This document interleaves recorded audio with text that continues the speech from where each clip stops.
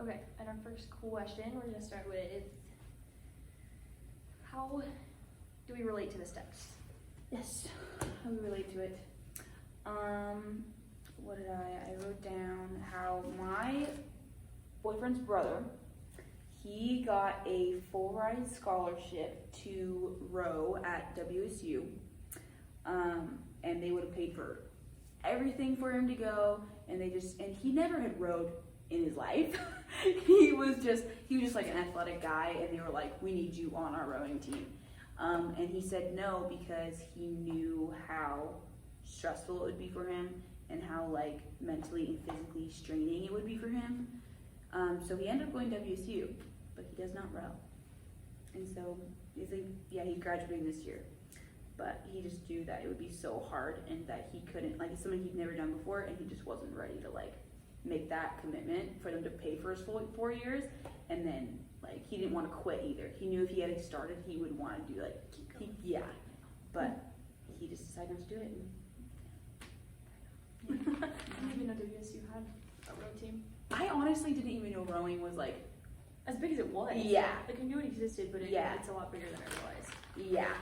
I kind of was just thinking like it was kind of like a club thing almost, rather than actually like a big sport like colleges and like Olympics. like Yes. Olympics big. I have watched rowing on TV. Oh really? Yes, one time. Actually, I think I For watched the it Olympics one too. time with my grandma. But yeah. For me, Joe seemed kind of similar. My family's from Ohio, like very small town.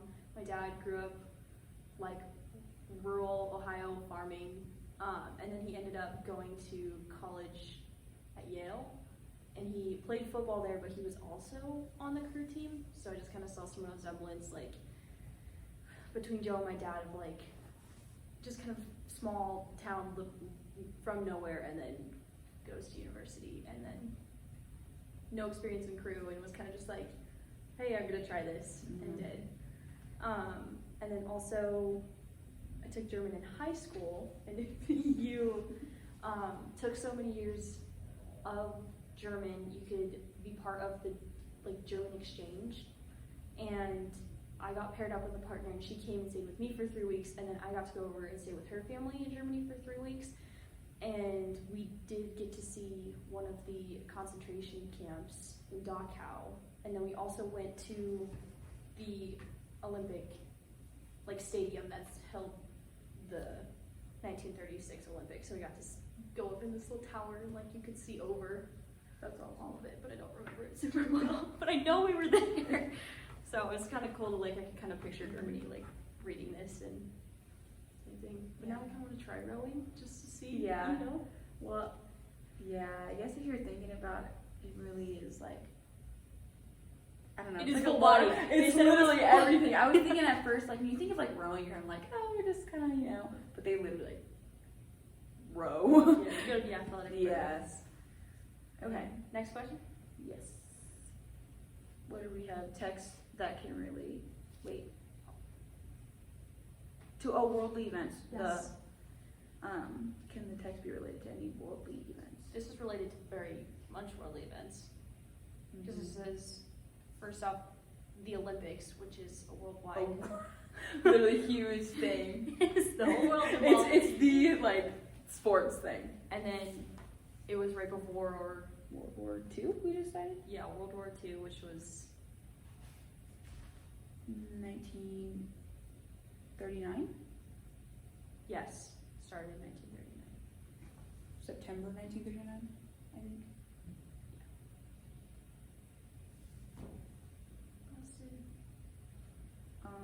I guess worldly events. I guess the Great Depression. Is that what we consider like a worldly event? Not worldly, but it is national, which impacted America as a whole, and definitely immigration at the time. I don't know much about the Great Depression. Well, yeah. I guess another question was what historical events have influenced the text, which is the Great Depression. When did the Great Depression start? No. 1929 to 1939. Okay. Yep. So yeah, during So at least it was coming to an end when he went to End. Olympics, It was but coming to an end, but then the World War II was kind of starting. that kind of like, there's no more resilient character than Joe. Literally. Yeah.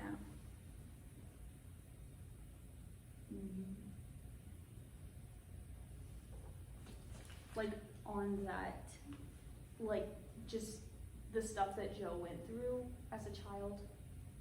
Like I could, his dad leaving him at 10. The loss Mom of his died. mother at 4.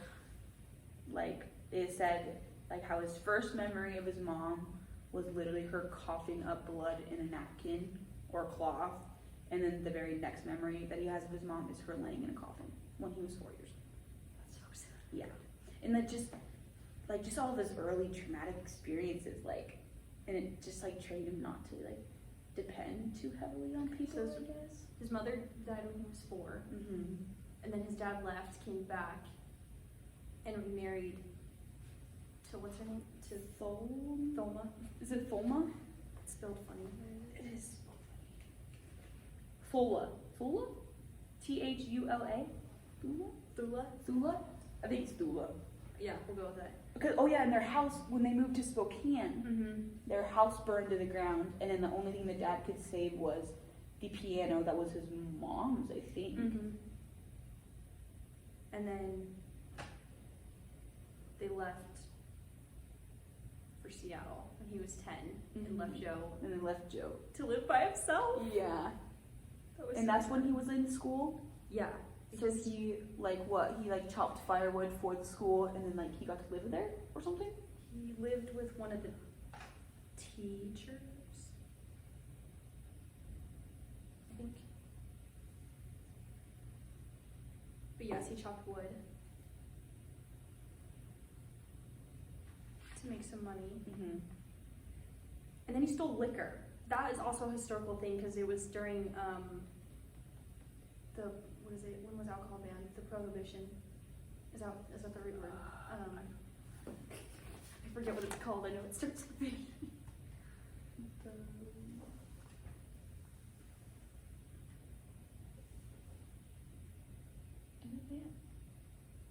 Yeah. Yep, the Prohibition, which was 1920 to 1933, and when he was like kind of like preteen, Mm-hmm. and he was stealing alcohol and reselling it,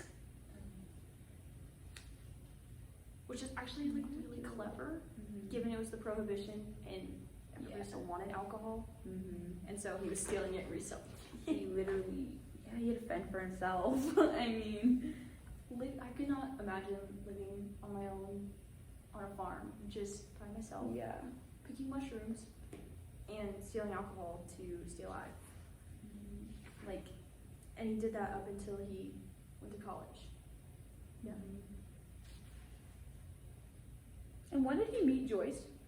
She was a longtime friend, but I don't know. It's not explicit when Okay. they started dating. That's what I but thought. she's been around for a But while. she was kind of just, yeah, always there. But the contradicting of like, she came from like a family like with parents very strict, Mm-hmm. and he came from Literally nothing. didn't have his mom had passed and his dad abandoned him. For a different family, basically. Just Mhm. like, yeah. But that was cute that she like stuck around. That was fun to have. Yeah.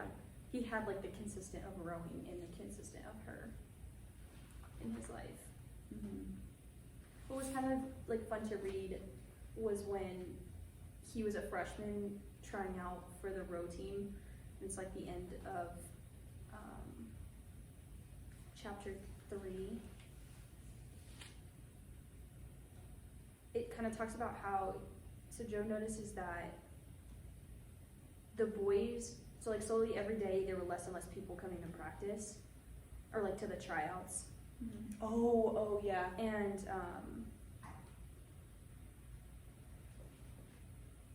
it's like the people who were leaving earlier were the ones who were like, you know, better, like more wealthy, Uh-huh.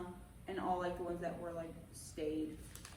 were like the gritty ones who, Mhm. you know, they have worked for everything that they currently have. Yeah. Yeah.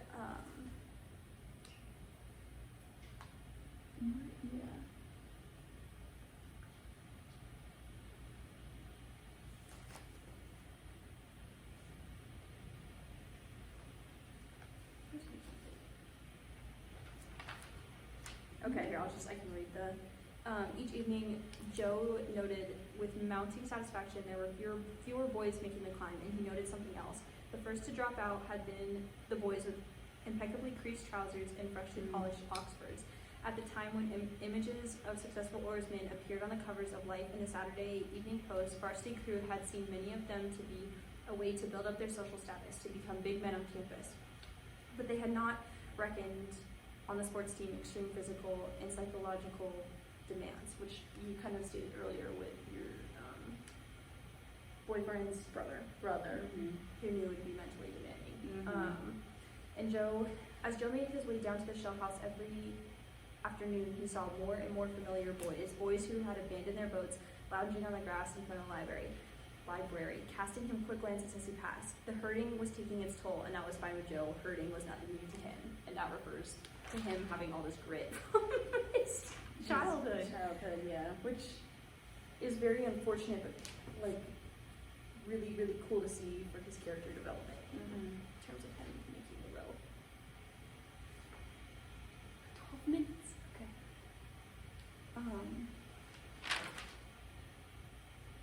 I guess that kind of rolls into like what can we learn from this text? This is gonna be really cheesy, but just like working hard for what you want. Yeah. And like Joe very much was like, well, my family left me, but like that's not gonna bother me. And you know, he figured out how to survive on his own. And he goes to college and is like, you know, this road team has become important to me. I'm gonna work really hard for it. And especially when he was bouncing the coaches bouncing him back and forth between teams, he was like, I mean, it challenged him, but he didn't quit. He kept going. Yeah. Yeah, just like what true grit like looks like, and it's just like what I wrote down was finding hope in the most desperate of times. Yes, that's a great quote.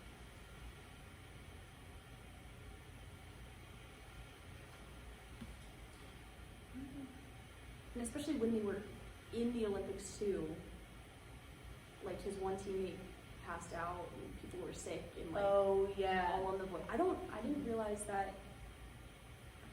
It's kind of blunt, but that they took a ship from the U.S. to go to Germany. I don't know why I thought that would be important. Clearly don't know my historical traveling very well, but people were getting like seasick, which I thought was kind of funny given that they're literally on a rollers. boat and they're getting Yeah. seasick on their traveling as they're traveling overseas. Yeah. Oh, I remember before that, didn't they have, what I thought was cool was that the American Olympic Committee didn't have enough funds to fund them, to send them to the Olympics. And so like they like basically asked like people from Seattle, like what do they call them, the Seattleites, and like for like donations and stuff. Yeah. And they literally had all of the money to go like by the end of the second day. They asked. They had like all the money. Donations. Yeah, 'cause, like, and that also like talks about how like we didn't know how like rowing was like such a big thing, but like obviously it was if they really wanted them to like go to the Olympics. Like Yeah. I thought that was really cool. I don't think I realized like also in that like the competitiveness between like the East and the West Coast, and like the East Coast being like super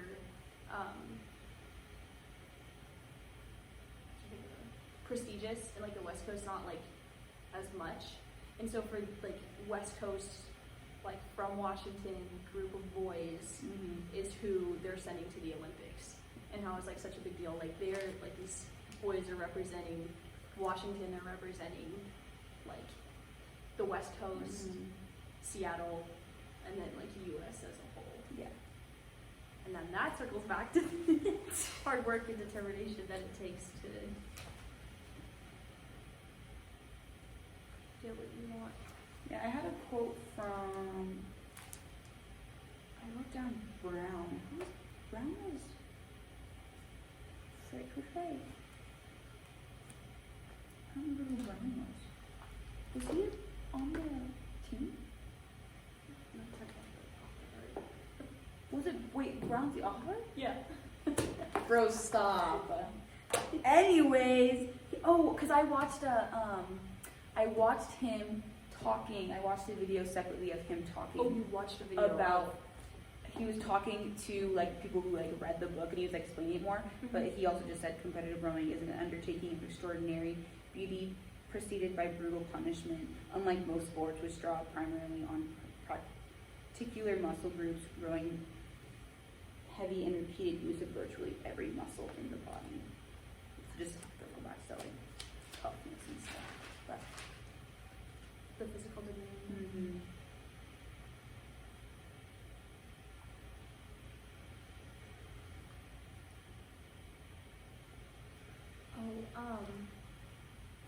In what way do individuals persevere against the systems of oppression? There was a lot of like small quotes in here about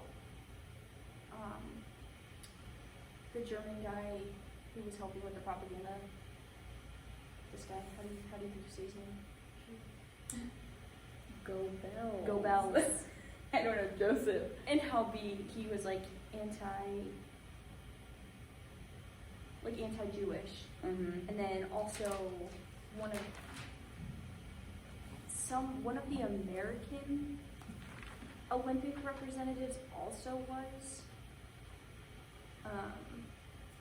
But there was like, what was really sad is when Bobby Mock, I think is how you say it, like one of the teammates, his dad sent him a letter saying that he was Jewish right before, like his family was Jewish right before he went to the Olympics. And I really wish the book would have gone into more detail about how that like that would have gone for him, because he found that out before going to Germany, which is under Hitler's control, which is I can't think of the word.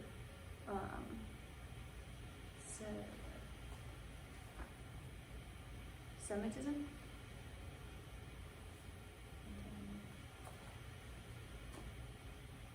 Yeah, anti-Semitism. Yeah. Hostility or prejudice against Jewish people.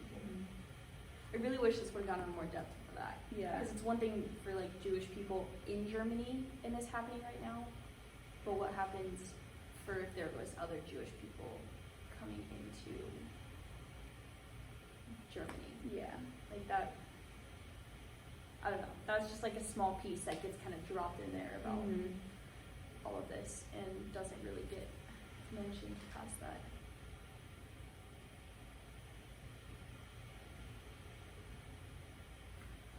I don't even know the name of the person from the U.S. that was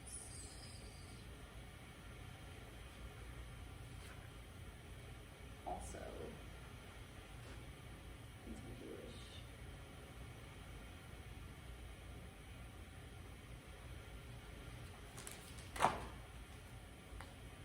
Oh, Avery Brundage. I don't think I realized that there were also Americans that were anti-Jewish, which is weird when I think about like the exhibit we went to for Gonzaga. Yeah. And how like the question was, you know, like how much did Americans actually know? And oh yeah, we talked about that. Yeah. How like we didn't like know until like. Yeah. Okay. I remember Until like talking way about that. later, but like were we just oblivious, or did we like kind of refuse to acknowledge it? But they're like this, I don't know, they're like little bits dropped of like, oh, there's also Americans that are against this because people were boycotting the Olympics or trying to. Yeah, trying to boycott the Olympics. We had.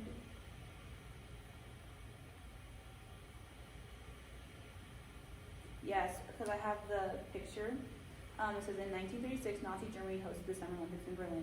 Americans debated whether or not our country should boycott the Olympics because of Nazi Germany's persecution of Jews. After public debate and debate within the athletic community, the United States decided to participate in the games, but individual athletes like Jess Owens were still pressured to boycott the games. Owens and other African American athletes were told to either stay home in solidarity with Germany's Jewish community or to go to the games, win, and show that white supremacy in the United States and Nazi Germany was wrong. And it just says like 18 African American athletes participated in the games and won multiple gold medals, but their success did not lessen racism either in the United States or in Nazi Germany. Wow. Yeah. So it kind of proves the point of America, some Americans, not saying everybody, that there was some, like we did kind of know, But like we didn't want to go, but it was also kind of a lot of racial and religious prejudice. yeah.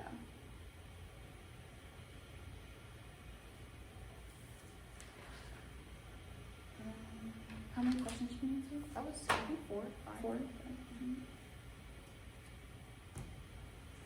No, we're at 21 minutes, so. Well, I mean, it looks good, right? Yeah,